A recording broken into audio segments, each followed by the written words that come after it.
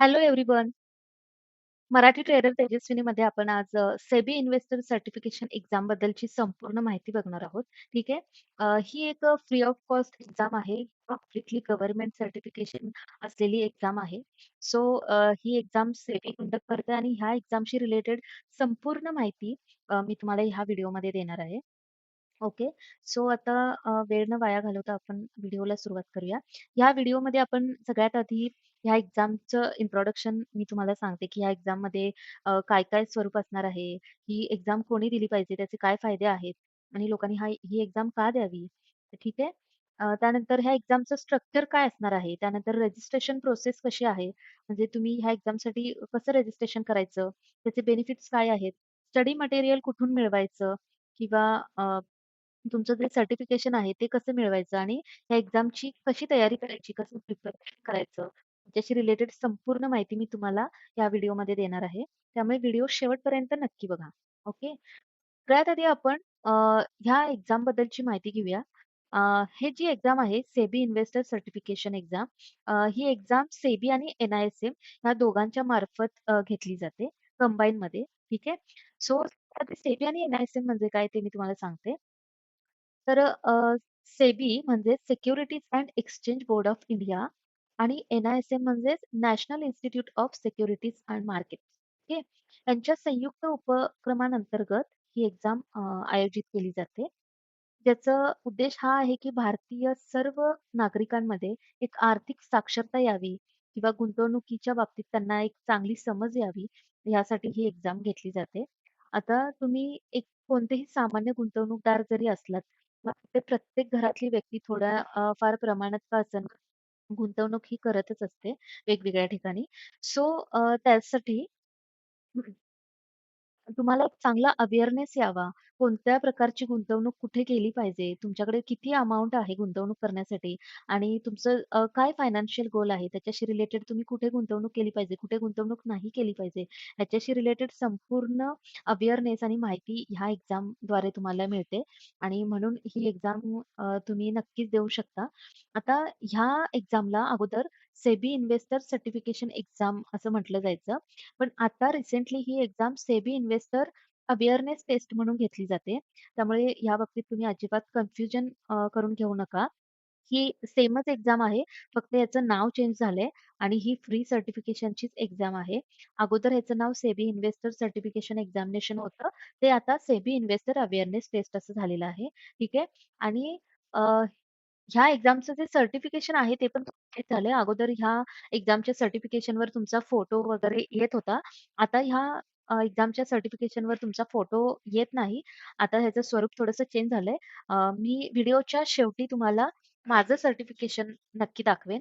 कदाचित तुम्ही जर ह्या चॅनलवर शॉर्ट व्हिडिओ बघितला असेल, तर मी माझं सर्टिफिकेशनचा स्क्रीनशॉट शॉर्ट व्हिडिओमध्ये टाकला आहे. तो तुम्ही बघू शकता. ठीक आहे. सो त्यावर आता फोटो येत नाही. त्यामुळे तुम्ही कन्फ्युजन करून घेऊ नका. अगोदर त्यावर फोटो पण येत होता, पण आता फोटो येत नाही. ठीक आहे. तर आता आपण ह्या एक्झामचे फायदे बघूया, की ही एक्झाम कोणी दिली पाहिजे आणि का दिली पाहिजे, ते आता आपण बघूया. ठीक आहे. सो सगळ्यात आधी तुम्ही जर का कोणतेही नॉर्मल इन्व्हेस्टर असाल, कोणतेही सामान्य गुंतवणूकदार असाल, ज्यांना शेअर बाजारमध्ये किंवा म्युच्युअल फंड्स किंवा एस-आय-पी मध्ये गुंतवणूक करायची असते, अशा लोकांनी ही एक्झाम नक्कीच द्यायला हवी. त्यानंतर तुम्ही जर का स्टुडंट असाल, जसे की तुम्ही जर का कॉमर्स, फायनान्स ह्या बॅकग्राऊंडचे कोणतेही स्टुडंट असाल आणि ह्यामध्येच तुम्ही जर का तुमच्या करिअरचे ऑप्शन्स शोधत असाल, तर तुमची एक पहिली स्टेप म्हणून तुम्ही ही एक्झाम नक्कीच देऊ शकता. कारण ह्याचं जे काही सर्टिफिकेशन आहे, ते तुमचं प्रोफाईल चांगलं बिल्ड करू शकतं आणि तुमचं जे रिझ्यूमे आहे, त्याला एक चांगलं वजन देण्याचं काम करतं. त्यामुळे तुम्ही ही एक्झाम नक्कीच देऊ शकता. जर का तुमच्याकडं हे गव्हर्नमेंटचं सेबीकडून मिळालेलं हे जर डिजिटल सर्टिफिकेट असेल, तर ह्या एक्झामच्या सर्टिफिकेशनमुळे तुम्हाला तुमची नोकरी किंवा इंटर्नशिपमध्ये सुद्धा प्रायोरिटी भेटते. त्यामुळे त्यासाठी तुम्ही जर का कॉमर्स, फायनान्स बॅकग्राऊंडचे असाल तर अशा स्टुडंटनी कंपल्सरी ही एक्झाम द्यायला हवी. ठीक आहे. त्यानंतर तुम्ही जर का गृहिणी असाल, तर गृहिणींना सुद्धा मोस्टली घर खर्च करून पैसे वाचवण्याची सवय असते, बचत करण्याची सवय असते आणि त्यांच्याकडे जो काही पैसा आहे, तो त्यांना कुठे ना कुठे गुंतवण्याची फार इच्छा असते. असं काही नाहीये, की तुमच्याकडे खूप मोठ्या अमाउंटमध्ये पैसे असतील तरच तुम्ही गुंतवणूक करू शकता, असं काहीही नाहीये. अगदी ₹50-100 पासून सुद्धा तुम्ही बऱ्याच ठिकाणी वेगवेगळ्या टाईपच्या गुंतवणुकी करू शकत असता आणि गुंतवणूक करणं हे कोणाची आवड पण असते आणि तुम्हाला तुमच्या वर्स्ट सिच्युएशनमध्ये किंवा तुम्हाला जेव्हा पण काही अडचणी येतील, अशा वेळी तुम्हाला एक एमर्जन्सी फंड हवा असेल, तर तुम्हाला ही सेव्हिंगची सवय असायला पाहिजे आणि त्याच्याशिवाय इन्व्हेस्टमेंटची सुद्धा सवय असायला पाहिजे आणि म्हणून जर का तुम्ही गृहिणी असाल, तर तरीसुद्धा तुम्ही ही एक्झाम नक्कीच देऊ शकता. त्यानंतर जर तुम्ही रिटायर्ड व्यक्ती असाल, तर बऱ्याच रिटायर्ड लोकांना त्यांच्याकडे एक सर्टन अमाउंट येते रिटायरमेंट नंतर. तर मग त्यांचं रिटायरमेंट नंतरचं फायनान्शियल गोल काय आहे? किंवा त्याच्यानंतर त्यांनी कोणत्या स्कीममध्ये गुंतवावं का? कोणत्या इन्शुरन्स घ्यावे की नाही घ्यावे? किंवा कोणत्या ठिकाणी पैसा गुंतवावा? किंवा कोणत्या ठिकाणी कोणीही पैसा त्यांचा गुंतवावा ज्यामुळे त्यांची फसवणूक होणार नाही किंवा एखाद्या पॉन्झी स्कीममध्ये ते अडकले जाणार नाहीत. ह्याचा एक अवेअरनेस येण्यासाठी मला असं वाटतं की रिटायर्ड व्यक्तींनी सुद्धा ही एक्झाम द्यायला काहीच हरकत नाही. तुम्ही सुद्धा ही एक्झाम नक्की देऊ शकता. त्यानंतर तुम्ही जर का नवीन व्यावसायिक असाल, म्हणजे नव्याने तुम्ही जर का अ, कोणत्या व्यवसायामध्ये उतरत असाल, बिझनेस करण्याचा विचार करत असाल, तर तुम्हाला एक आर्थिक शिस्त असणं गरजेचं आहे किंवा एक गुंतवणुकीच्या बाबतीत एक चांगली समज असणं गरजेचं आहे. तर अशा लोकांनी सुद्धा कंपल्सरी ही एक्झाम द्यावी. तुम्हाला एक चांगला अवेअरनेस येईल. तुमची सुद्धा कुठे कोणत्या ठिकाणी तुम्ही कशाप्रकारे पाऊल उचललं पाहिजे याच्याशी रिलेटेड सुद्धा तुम्हाला एक चांगली माहिती मिळून जाईल.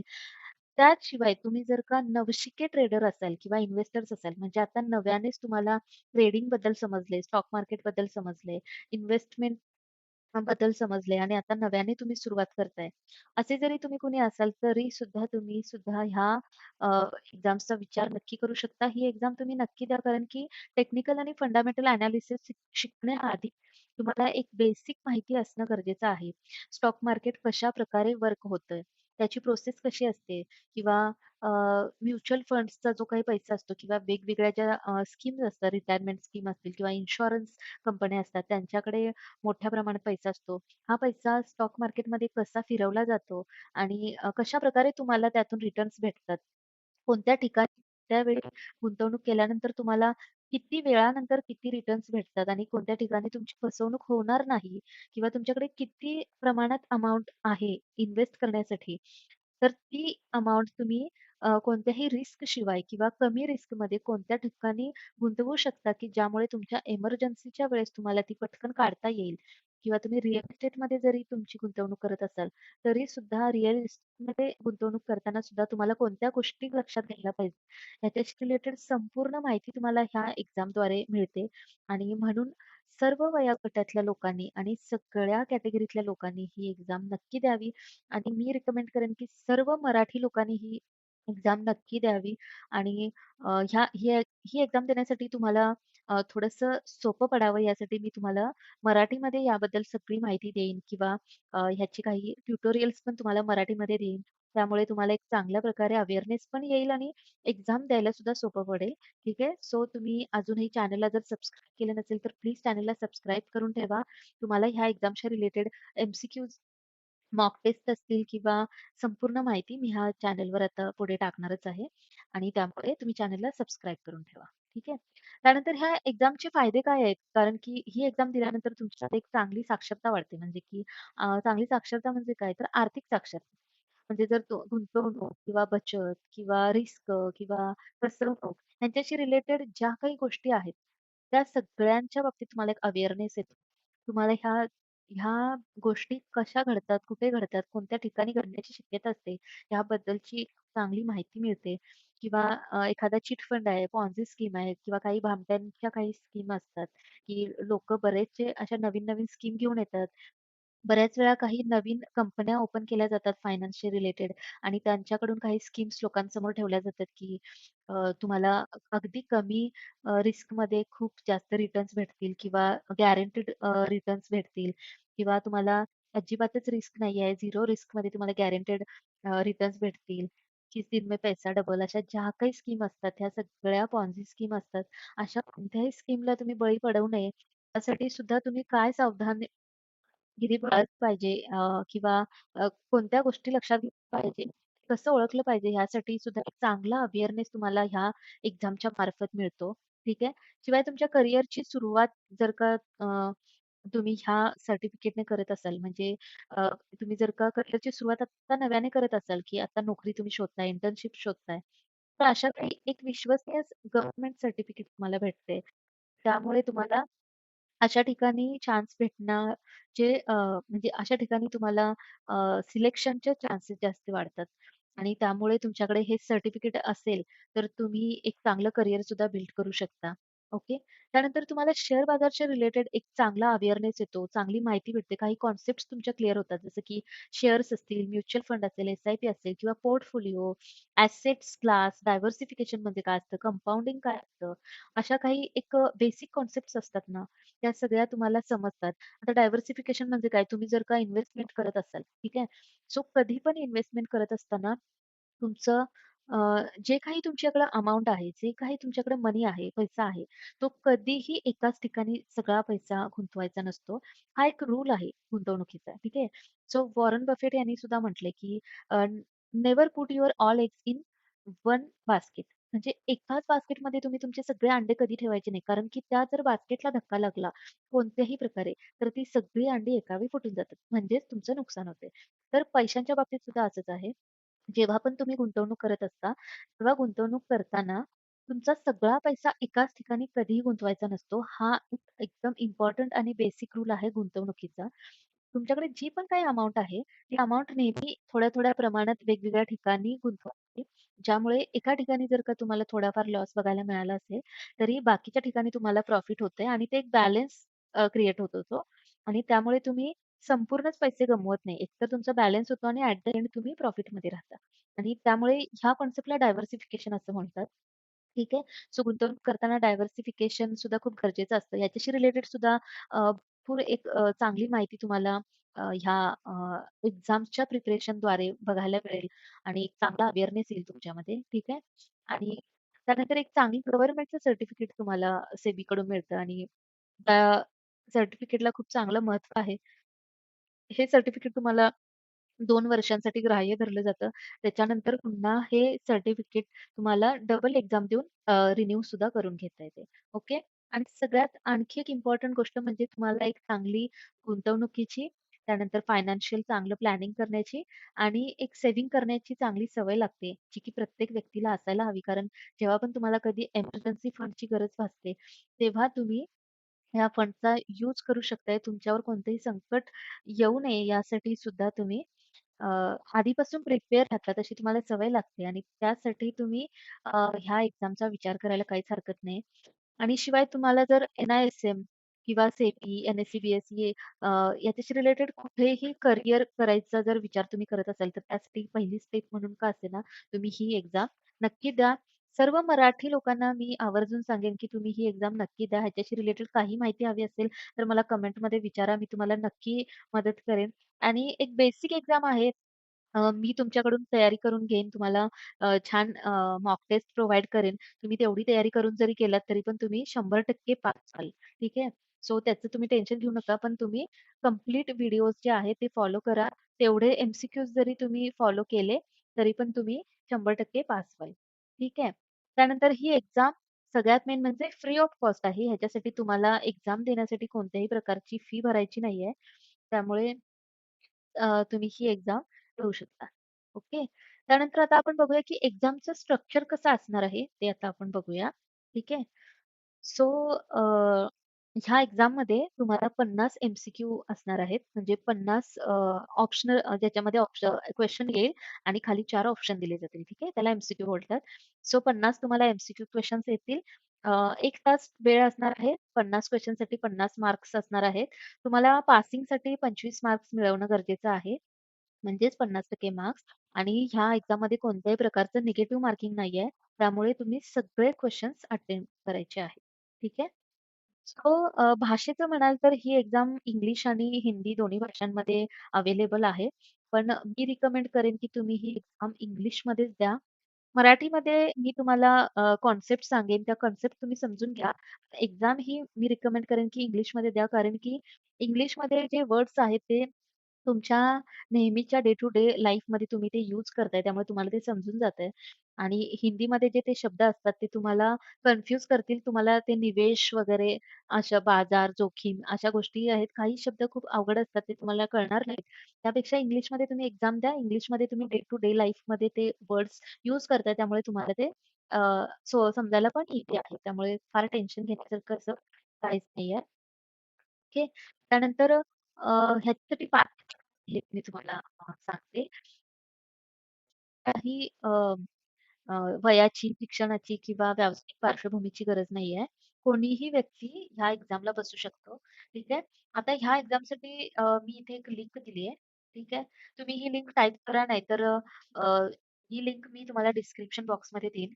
ह्या लिंकवर क्लिक करा आणि डायरेक्ट तिच्या रजिस्ट्रेशन करण्यासाठी त्या पेजवर जाऊ शकताय. किंवा आणखी एक गोष्ट मग तुम्हाला दाखवते, की तुम्हाला कसं जायचंय. ठीक आहे. रजिस्ट्रेशन कसं करायचं ते मी तुम्हाला दाखवते. इथे तुम्ही टाइप करा NISM सर्टिफिकेशन Googleवर आणि ही जी पहिली वेबसाईट येते ह्याच्यावर क्लिक करा. अशा प्रकारचा इंटरफेस ओपन होईल. ठीक आहे. तर तुम्हाला खाली जायचंय आणि इथं 1 नंबरला जी एक्झाम दिसते ना, सेबी इन्व्हेस्टर अवेअरनेस टेस्ट ह्याच्यावर तुम्हाला क्लिक करायचंय. त्याच्यावर क्लिक केल्यानंतर इथे तुम्हाला खाली यायचंय. इथं आता मी जी काही माहिती दिली ती इथे त्यांनी दिलेली आहे. तुम्हाला पाहिजे तर तुम्ही पुन्हा एकदा वाचू शकता. ठीक आहे.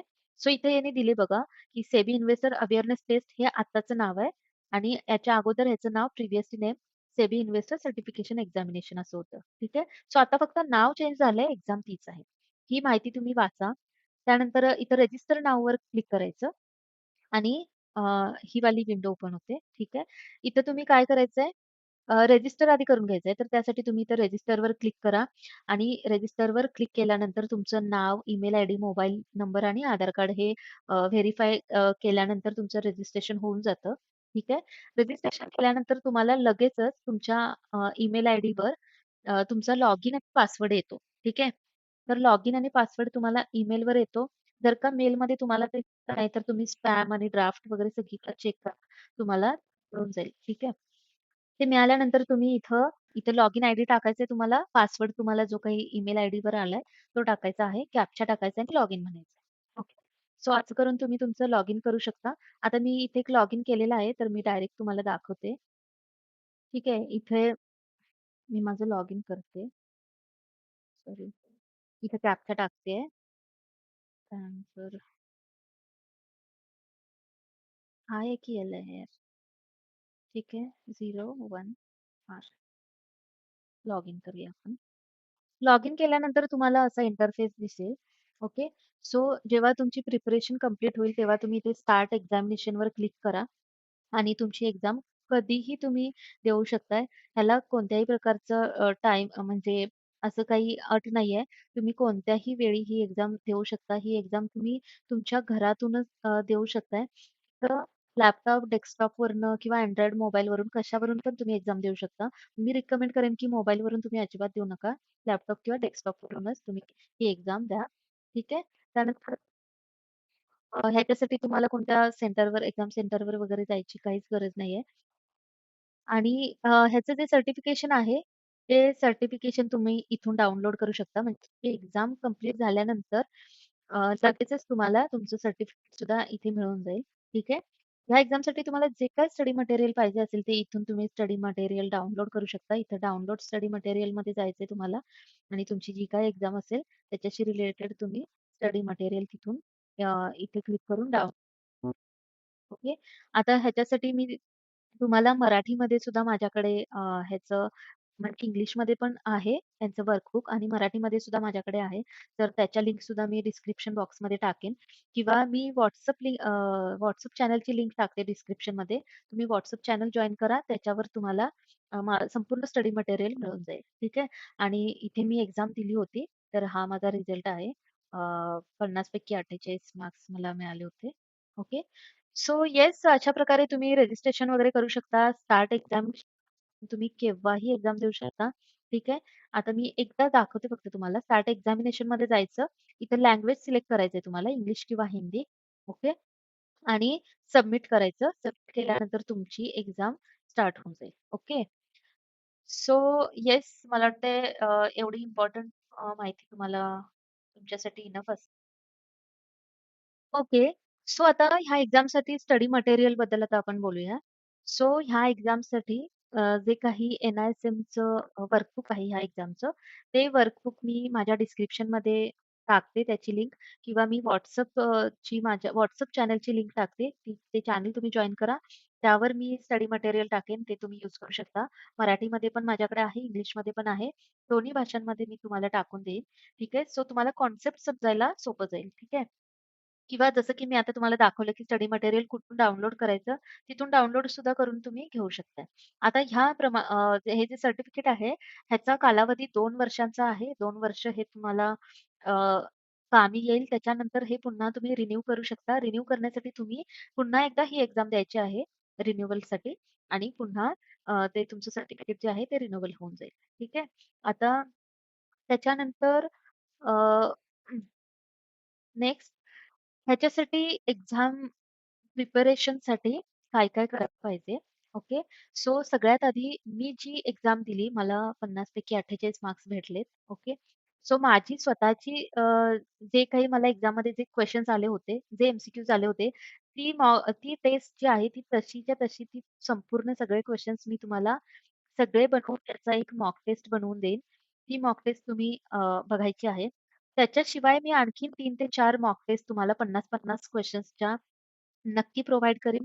त्या मॉक टेस्ट सुद्धा तुम्ही गो थ्रू करा. त्यानंतर मी NISMचं जे ऑफिशियल वर्कबुक आहे, ज्याच्या लिंक मी आता तुम्हाला देते बोलले किंवा तुम्ही त्यांच्या स्टडी मटेरियलमधून सुद्धा डाउनलोड करून घेऊ शकता. ते वर्कबुक तुम्हाला कंपल्सरी एकदा तरी डोळ्याखालून घालवायचं आहे. ओके. सो एवढ्या जर गोष्टी तुम्ही केल्या, एकदा ते वर्कबुक वाचून घ्या आणि त्यानंतर मी ज्या काही मॉक टेस्ट देतेय ह्या चॅनलवर, आता येणाऱ्या पुढच्या व्हिडिओमध्ये मी तुम्हाला 50-50 मार्क्सच्या सगळ्या मॉक टेस्ट आणि केस स्टडीवाले 5 क्वेशन्स असतात. क्वेशन नंबर 45 ते 50 5 क्वेशन्स केस स्टडीवर असतात. जसं की तुम्हाला एक सिच्युएशन दिली जाते, की किंवा एखाद्या व्यक्तीची सिच्युएशन दिली जाते आणि त्या सिच्युएशनमध्ये त्या व्यक्तीने अ, गुंतवणुकीच्या रिलेटेड कोणती गोष्ट केली पाहिजे किंवा नाही केली पाहिजे किंवा काय केलं पाहिजे ह्याच्याशी रिलेटेड काही ऑप्शन्स दिले जातात. सो अशा प्रकारे केस स्टडीवाले सुद्धा 5 क्वेशन्स असतात. सो त्याची सुद्धा तयारी मी तुमच्याकडून करून घेईन. केस स्टडीसाठीचा सेपरेट व्हिडिओ मी बनवेन, ज्यामध्ये फक्त केस स्टडीज असतील. ओके. आणि त्याच्या आधी 50-50 क्वेशन्सचे सगळे टॉपिक कव्हर होतील असे अ, काही एम-सी-क्यूज मी तुम्हाला विथ एक्सप्लेनेशन आणि करेक्ट आन्सर मॉक टेस्ट मी काही टाकणार आहे. चॅनलवर. त्या सगळ्या मॉक टेस्ट तुम्ही गो थ्रू करा आणि एकदा डोळ्याखालून घाला. तुम्ही 100% पास व्हाल आणि एक्झाम दिल्यानंतर आणि एक्झाम पास केल्यानंतर सुद्धा ह्या व्हिडिओच्या खाली येऊन मला नक्की कमेंट करून सांगा, की तुम्हाला मी जे काही मॉक देतेय किंवा जे क्वेशन्स मी तुमच्याकडून करून घेतेय, ते त्यातले काही क्वेशन्स तुम्हाला आलेत की नाही एक्झाममध्ये हे पण मला नक्की तुम्ही कमेंट करून सांगू शकता. ठीक आहे. सो आणखी काही तुम्हाला विचारायचं असेल किंवा आणखी तुम्हाला काही प्रॉब्लेम असेल ह्या एक्झामशी रिलेटेड, तर तुम्ही मला कमेंट करून नक्की विचारू शकता. मी तुम्हाला नक्कीच त्याच्याशी रिलेटेड माहिती प्रोव्हाईड करेन. ठीक आहे. सो येस मला वाटतंय तुम्ही आता ह्या एक्झामची तयारी करायला काहीच हरकत नाही. सो पुढच्या व्हिडिओपासून एम-सी-क्यूज येतील म्हणजेच मॉक टेस्ट मी टाकेन पुढच्या व्हिडिओपासून. आता सध्या तुम्ही रजिस्ट्रेशन करून घ्या आणि हवं तर लगेचच तुम्ही स्टडी मटेरियल म्हणजे जे वर्कबुक आहे NISMचं ते वाचायला घेतलं तरी चालेल. ठीक आहे. सो भेटूया पुढच्या व्हिडिओमध्ये. तोपर्यंत काळजी घ्या. बाय.